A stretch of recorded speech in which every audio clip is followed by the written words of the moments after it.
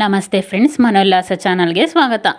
August 12 ಬುಧವಾರ ಭೀಮನ ಅಮಾವಾಸ್ಯೆ ಬಂದಿದೆ. ಈ ಭೀಮನ ಅಮಾವಾಸ್ಯೆ ವ್ರತ ಹೇಗೆ ಮಾಡೋದು, ಅದನ್ನು ಯಾವ ಕಥೆಯಿಂದ ಸ್ಟಾರ್ಟ್ ಆಯಿತು, ಆ ಭೀಮನ ಅಮಾವಾಸ್ಯೆಯ ಹಿಂದಿನ ಕಥೆ ಏನು ಅನ್ನೋದ್ರ ಬಗ್ಗೆ ತಿಳಿಸ್ಕೊಡ್ತೇನೆ. ವಿಡಿಯೋನ ಪೂರ್ತಿಯಾಗಿ ಸ್ಕಿಪ್ ಮಾಡದೆ ನೋಡಿದ್ರೆ ನಿಮಗೆ ಭೀಮನ ಅಮಾವಾಸ್ಯೆ ವ್ರತದ ಬಗ್ಗೆ ತಿಳಿಯುತ್ತೆ ಮತ್ತು ಅದರ ಹಿಂದಿನ ಕಥೆನೂ ಸಹ ತಿಳಿತಾ ಹೋಗುತ್ತೆ.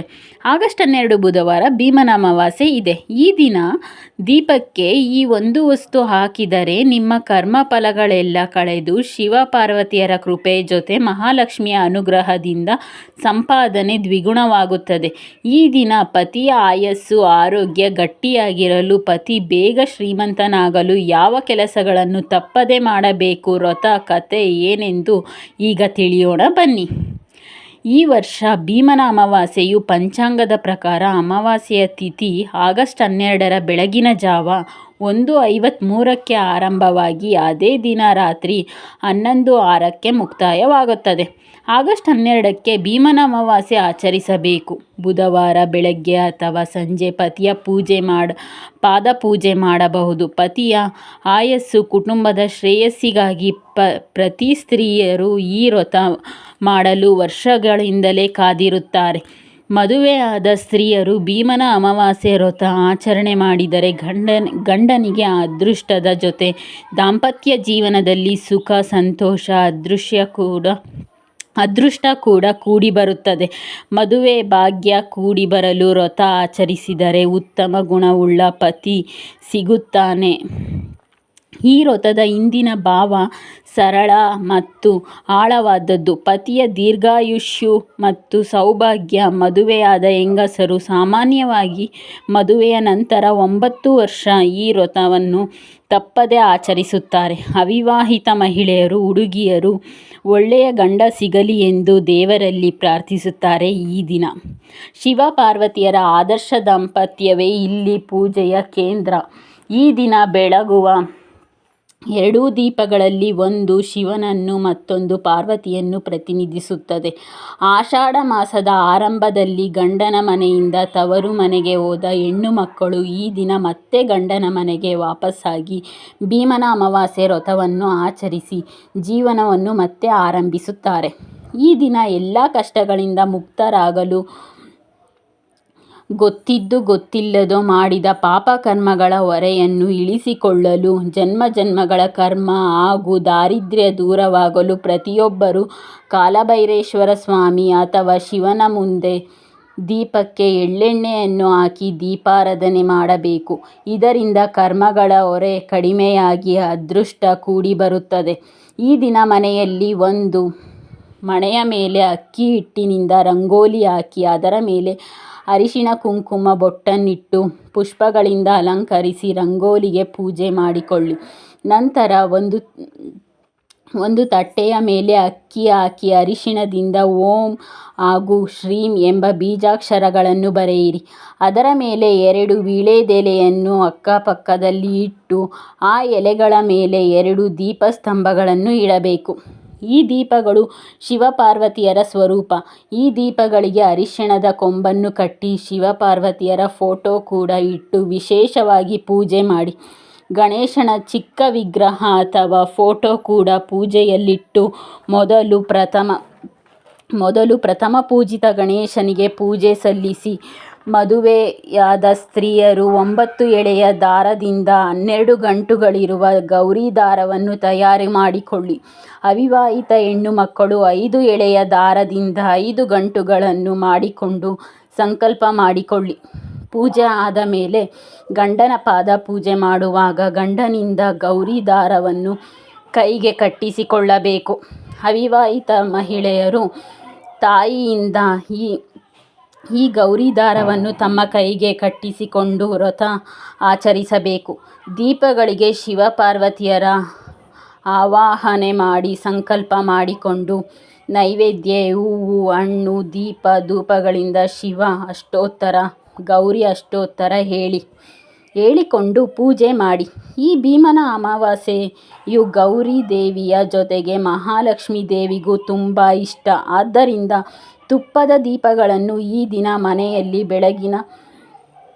ಬೆಳಗಿಸಿ ಲಕ್ಷ್ಮೀ ಅಷ್ಟೋತ್ತರ ಪಾರಾಯಣ ಮಾಡಿ, ಮಹಾಲಕ್ಷ್ಮೀ ದೇವಿ ಅನುಗ್ರಹಕ್ಕಾಗಿ ಗೋಮಾತೆಯ ಪೂಜೆ ಮಾಡಿ, ಬೆಳಗ್ಗೆ ಗಂಡನ ಪಾದ ಪೂಜೆ ಮಾಡುತ್ತಾ ಶಿವ ಪಾರ್ವತಿಯರ ಪೂಜೆಗಳು ಮುಗಿದ ಮೇಲೆ ಸಂಜೆ ಸಮಯದಲ್ಲಿ ಸ್ತ್ರೀಯರು ಒಂದು ದೀಪವನ್ನು ಕೈಯಲ್ಲಿ ಹಿಡಿದು ಆ ದೀಪವನ್ನು ಅಷ್ಟಲಕ್ಷ್ಮಿಯರ ಸ್ವರೂಪವಾಗಿ ಭಾವಿಸಿ ಮನೆಯ ಎಲ್ಲ ಕೋಣೆಗಳಲ್ಲಿಯೂ ಓಡಾಡಬೇಕು.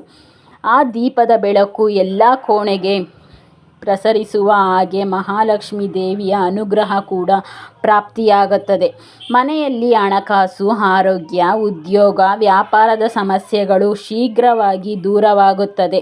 ಭೀಮನ ಅಮಾವಾಸ್ಯೆಯ ದಿನ ಶಿವ ಪಾರ್ವತಿಯರ ಪ್ರೀತಿಗೋಸ್ಕರ ಏನಾದರೂ ಸಿಹಿಯಾದ ನೈವೇದ್ಯವನ್ನು ಮಾಡಿ, ಗಂಡ ಹೆಂಡತಿಯ ನಡುವೆ ಮನಸ್ತಾಪಗಳಿದ್ದರೆ ಮರೆಯದೆ ಶಿವನ ದೇಗುಲಕ್ಕೋಗಿ ಶಿವನ ದರ್ಶನವನ್ನು ಮಾಡುತ್ತಾ ಸಂಸಾರ ಸರಿಯಾಗುವಂತೆ ಬೇಡಿಕೊಳ್ಳಿ.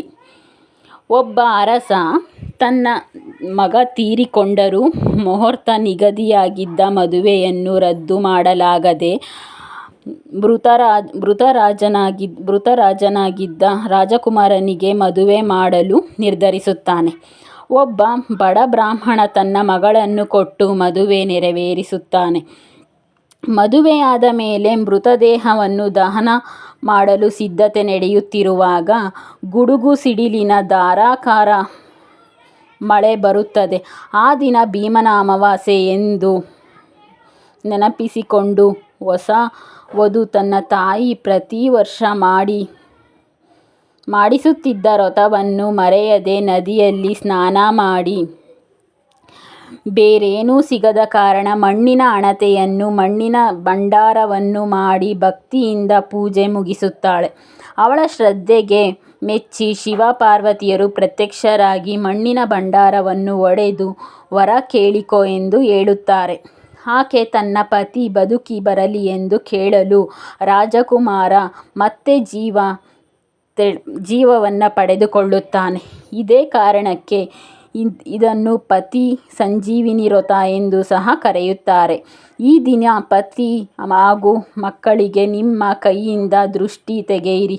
ಅಮಾವಾಸ್ಯೆ ಇರುವ ಕಾರಣ ಮನೆಯಲ್ಲಿನ ಎಲ್ಲ ನಕಾರಾತ್ಮಕ ಶಕ್ತಿಯನ್ನು ಹೊರಹಾಕಲು ಮನೆಯ ಬಾಗಿಲಿನ ಮುಂದೆ ಕುಂಬಳಕಾಯಿ ದೀಪಾರಾಧನೆ ಮಾಡಿ, ಅಕ್ಕಿ, ಬೆಲ್ಲ, ಕಪ್ಪು ಎಳ್ಳು ದೇವರ ಮುಂದೆ ಇಟ್ಟು ಪೂಜೆ ಮಾಡಿ ಬಡವರಿಗೆ ದಾನವನ್ನಾಗಿ ಮಾಡಿ. ಜಾತಕದಲ್ಲಿ ನವಗ್ರಹ ದೋಷಗಳು ದೂರವಾಗಲು ಈ ದಿನದಂದು ನವಗ್ರಹ ಸ್ತೋತ್ರ ಪಾರಾಯಣ ಮಾಡಿ, ಕುಟುಂಬ ಸಮೇತರಾಗಿ ಮನೆಗೆ ಸಮೀಪವಿರುವ ಗ್ರಾಮದೇವತೆಯ ದೇವಾಲಯಕ್ಕೆ ಹೋಗಿ ಕುಂಕುಮವನ್ನು ಮನೆಗೆ ತನ್ನಿ.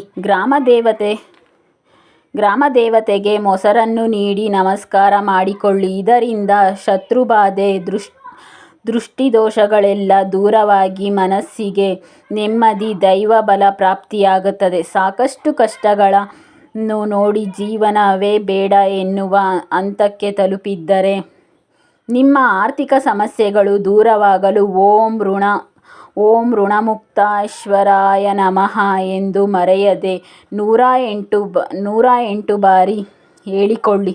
ಜೊತೆಗೆ ಶಿವನೇ ನೇಮಿಸಿರುವ ಜಗತ್ತಿಗೆ ಐಶ್ವರ್ಯ ಕೊಡುವ ಕುಬೇರನನ್ನು ಸ್ಮರಿಸಿಕೊಳ್ಳಿ. ಸತ್ಯ ಮಾರ್ಗದಲ್ಲಿ ಹಣ ಸಂಪಾದಿಸುವ ಮಾರ್ಗಗಳನ್ನು ತೋರಿಸು ಎಂದು ಭಕ್ತಿಯಿಂದ ನಿಮ್ಮ ಇಷ್ಟ ದೇವರಿಗೆ ಕೈ ಮುಗಿದು ಸಂಕಲ್ಪ ಮಾಡಿಕೊಂಡು ಬೇಡಿಕೊಳ್ಳಿ. ಎಲ್ಲರಿಗೂ ಸಹ ಇದು ಒಳ್ಳೆಯದಾಗುತ್ತದೆ. ಎಲ್ಲರಿಗೂ ಒಳ್ಳೆಯದಾಗಲಿ. ಶುಭ ದಿನ.